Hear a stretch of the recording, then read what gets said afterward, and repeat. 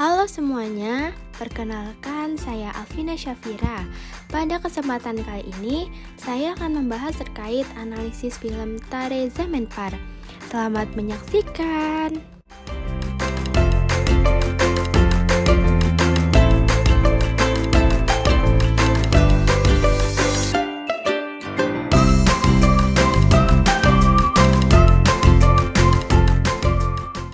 Nah, topik analisis kita kali ini yang pertama, analisis tokoh utama berdasarkan perkembangan kognitif, perkembangan bahasa, perkembangan psikososial, dan perkembangan moral. Yang kedua yaitu analisis pembelajaran di sekolah berdasarkan teori belajar behavioristik, teori belajar kognitif, teori belajar humanistik, dan teori belajar konstruktivisme. Analisis yang pertama yaitu analisis tokoh utama berdasarkan perkembangan kognitif. Berikut adalah teorinya. Dalam konteks teori Piaget, Etienne mengalami ketegangan kognitif yang disebabkan oleh perbedaan cara dia memahami dunia dengan cara yang diharapkan oleh lingkungannya, seperti dalam hal membaca dan menulis. Proses ekuilibrasi yang dijelaskan oleh Piaget sangat relevan di sini. Etienne terus berjuang untuk mencapai keseimbangan pemikiran yang lebih baik, dan bantuan dari guru Nikum memainkan peran penting dalam membantunya mengatasi hambatan ini. Melalui tahap-tahap perkembangan kognitif, Etienne menggambarkan periode praoperasional, di mana anak-anak mulai menggunakan simbol-simbol seperti bahasa dan gambar mental untuk mewakili objek dan kejadian di dunia mereka. Contohnya, Etienne memiliki imajinasi yang kuat dan sering bermain dengan dunia dalam cara yang kreatif dan intuitif, seperti melalui lukisan dan fantasi. Analisis yang kedua yaitu analisis tokoh utama berdasarkan perkembangan bahasa. Berikut teorinya. Hasil analisisnya yaitu dalam film Tare Zaman Par, Etienne Awasthi mengalami dileksia yang mempengaruhi kemampuan membaca dan menulisnya serta menghambat komunikasinya secara keseluruhan. Dileksia membuat Etienne kesulitan menyampaikan pemikiran dan perasaannya dengan kata-kata, mempengaruhi interaksinya dengan orang lain, dan kemampuannya untuk memahami dunia di sekitarnya. Kesulitan bahasa ini juga berdampak negatif pada aspek kognitifnya, termasuk pemrosesan informasi, pemahaman instruksi, dan ekspresi verbal. Dia tidak hanya mengalami hambatan dalam membaca dan menulis, tetapi juga kesulitan dalam memahami dan merespon situasi sehari-hari dengan cara yang memadai. Guru Etienne, Ramsankar Nikum, memulai memahami tantangan Etienne dan menggunakan pendekatan kreatif dalam mengajar. Kita melihat bagaimana bantuan dalam perkembangan bahasa juga membantu meningkatkan kemampuan kognitif Etienne. Contohnya yang jelas yaitu ketika guru Nikum menggunakan gambar-gambar dan teknik kreatif untuk membantu Etienne memahami konsep huruf dan kata. Kemudian analisis yang ketiga yaitu analisis tokoh utama berdasarkan perkembangan psikososial. Berikut adalah teorinya. Hasil analisisnya yaitu dalam film Tare Zaman Par, Etienne Awasthi mengalami perkembangan psikososial yang kompleks karena dileksia. Kesulitan belajar ini membuatnya merasa terisolasi dan tidak diakui, menyebabkan rendah diri dan frustasi yang mempengaruhi hubungan sosialnya. Etienne menarik diri, merasa tertekan, dan kehilangan minat pada aktivitas yang sebelumnya menyenangkan. Perkembangan psikososial yang sehat pada anak melibatkan kepribadian yang baik, keberanian, kerjasama, kemampuan menerima pendapat, dan kepercayaan diri. Sebaliknya, perkembangan psikososial yang terganggu dapat menghasilkan sifat negatif seperti kurang percaya diri, penyendiri, dan rendah diri. Etienne mengalami perkembangan psikososial yang terganggu akibat dileksia, menunjukkan kurangnya rasa kepercayaan diri dan kecenderungan mengisolasi diri. Contohnya adalah ketika Etienne dihukum di sekolah karena kinerja akademik yang buruk, yang semakin membuatnya menarik diri dan kehilangan minat pada kegiatan sehari-hari. Ini menunjukkan bagaimana kesulitan belajar dapat berdampak negatif pada perkembangan psikososial, menghambat kemampuan individu untuk berinteraksi positif, dan mengembangkan identitas yang sehat. Kemudian analisis yang keempat yaitu analisis tokoh utama berdasarkan perkembangan moral. Berikut adalah teorinya. Hasil analisisnya yaitu dalam konteks perilaku orang tua terhadap Etienne dalam film Tare Zaman Par, kita dapat melihat bagaimana interaksi dan bimbingan orang tua dapat mempengaruhi perkembangan moral seorang anak. Perilaku orang tua Ishan, terutama ayahnya yang sering menekan dan memarahi Ishan karena prestasi akademiknya, mencerminkan kurangnya pemahaman dan bimbingan sensitif terhadap dileksia yang dialami Ishan. Sikap ini berdampak negatif pada perkembangan moral Ishan, mengurangi kepercayaan dirinya, memengaruhi rasa tanggung jawab, dan menghambat nilai-nilai moral positif seperti empati dan penghargaan terhadap keunikan individu.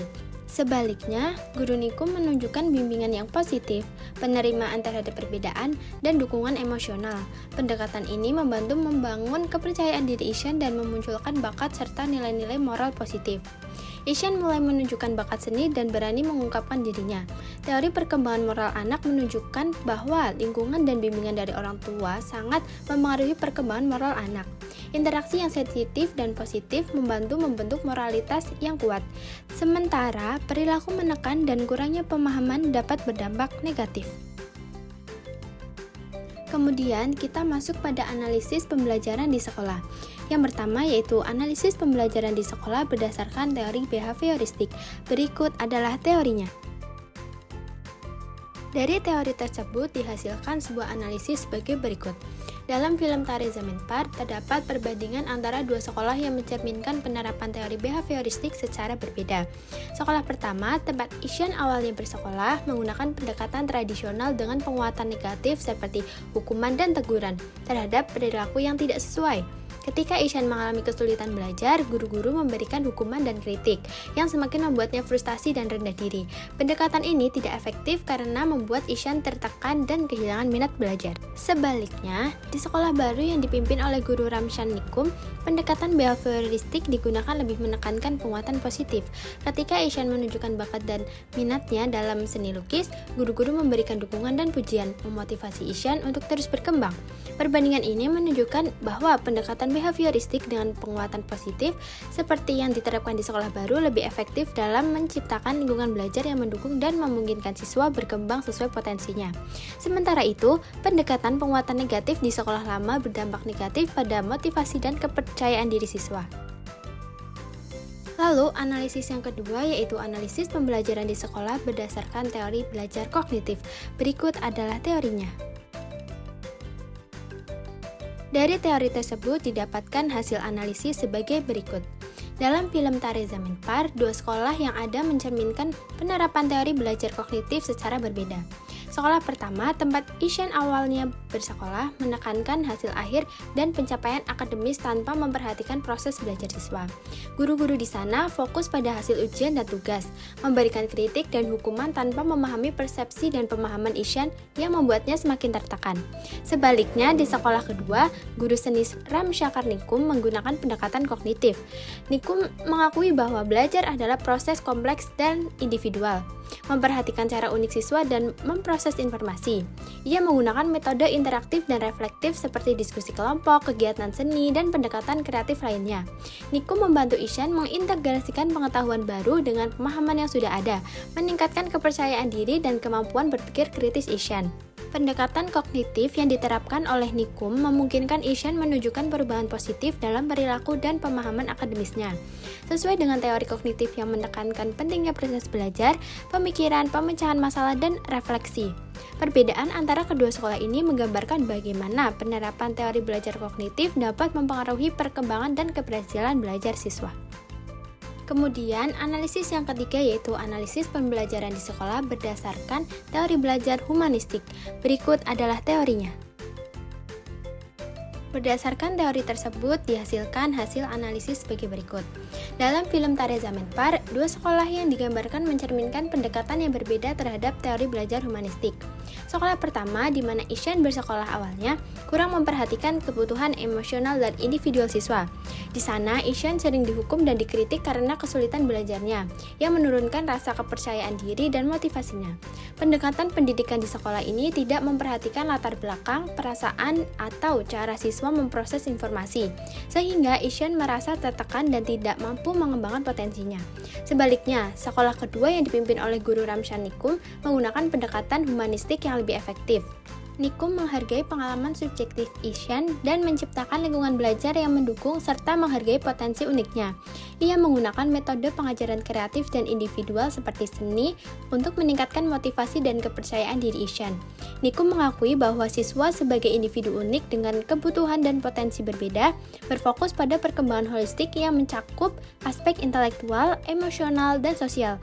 Melalui pendekatan ini, Ishan mampu mengatasi hambatan belajarnya, menemukan kembali kepercayaan dirinya dan berkembang baik secara akademis maupun personal, sesuai dengan prinsip-prinsip humanistik yang menekankan penghargaan dan hormat terhadap setiap individu. Analisis yang keempat yaitu analisis pembelajaran di sekolah berdasarkan teori belajar konstruktivisme. Berikut adalah teorinya. Dari teori tersebut didapatkan analisis sebagai berikut. Dalam film Tare Zameen Par, analisis kedua sekolah dari sudut teori belajar konstruktivisme menunjukkan perbedaan signifikan dalam pendekatan mereka terhadap proses belajar siswa. Sekolah pertama, tempat Ishan bersekolah awalnya, menerapkan metode tradisional yang kaku dan berpusat pada guru, yang berfokus pada hafalan dan pengajaran satu arah. Misalnya ketika Ishan kesulitan membaca dan menulis, bukannya diberikan dukungan yang konstruktif, ia justru dihukum dan dikritik yang menyebabkan frustasi dan penurunan kepercayaan diri. Berbeda dengan sekolah sebelumnya, sekolah baru Ishan menerapkan prinsip-prinsip konstruktivisme. Guru bertindak sebagai fasilitator, mendorong interaksi aktif siswa dengan lingkungan. Guru Nikum membantu Ishan mengeksplorasi minatnya dalam seni dan membangun kembali kepercayaan dirinya. Melalui metode ini, Ishan dapat menghubungkan informasi baru dengan pengetahuan yang ada, menciptakan makna yang relevan bagi dirinya, dan mengatasi kesulitannya. Pendekatan konstruktivis ini menunjukkan pentingnya pengalaman, konteks sosial, dan dukungan dalam proses belajar, menyesuaikan metode pengajaran dengan kebutuhan individual siswa untuk meningkatkan pemahaman dan kesejahteraan mereka. Baik, sekian analisis film dari saya. Semoga dapat bermanfaat dan dapat dipahami oleh teman-teman semua. Terima kasih. Wassalamualaikum warahmatullahi wabarakatuh. Sampai jumpa.